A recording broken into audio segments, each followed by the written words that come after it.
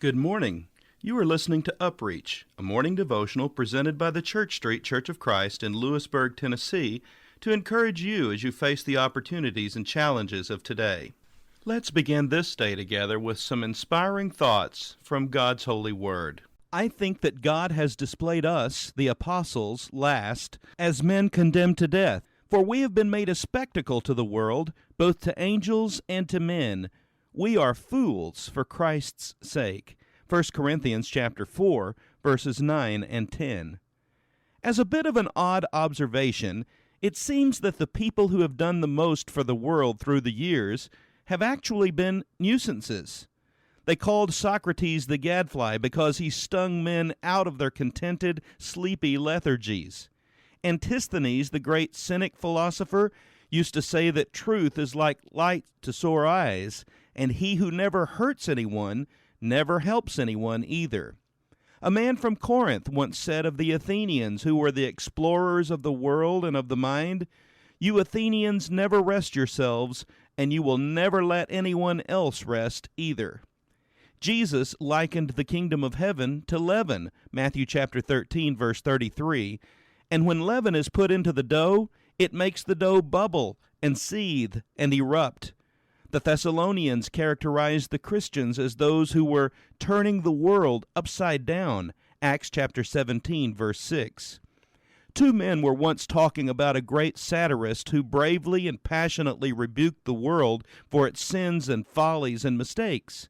"He kicked the world about," said one, "as if it had been his soccer ball." "True," said the other, "but he kicked it to the goal." There is a sense in which the man who wishes to help others must be a nuisance. The way toward change is never to regard rebuke and criticism as a nuisance, but as a blessing. "Thank you," said our chairman, "for being a nuisance. He who will not listen to criticism can never hope to see or to overcome his faults, and he who does not wish to be disturbed can never bear the presence of Jesus." The great question is, what if one does not want to? What if he is well contented to stay the way he is? What if his one aim is simply to keep things as they are and not to be bothered? What if he does not wish to be changed and remade? For such a person, the Christian way is impossible, and for such a person, Jesus Christ is only a nuisance to be avoided and, if possible, to be eliminated.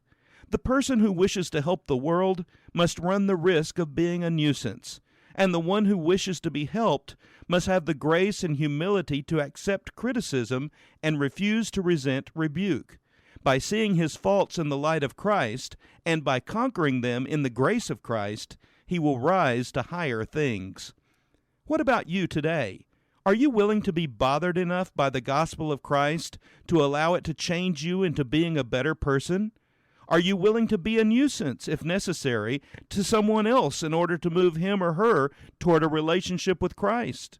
Why not surrender yourself to God today to be a nuisance, if need be, for the greater good for his kingdom? This has been UpReach, a presentation of the Church Street Church of Christ in Lewisburg, Tennessee. I am Kyle Bolton, the pulpit minister at Church Street, and I would like to personally invite you to come and share times of Bible study and worship with us each week. We meet every Sunday at 9 o'clock a.m. for our morning worship, followed by our Sunday school for all ages at 10:15 a.m. Then we meet again at 6 o'clock p.m. for our evening worship. We also have a midweek meeting for devotion and Bible study on Wednesdays at 6:30 p.m. I hope to see you there. Have a blessed day. Each day I'll do, a golden deed, by helping those who are in need. My life on earth is but a span, and so I'll do the best I can, Life's evening sun is sinking low, a few more days, and I must go to meet the deeds that I have done, where there will be no setting sun.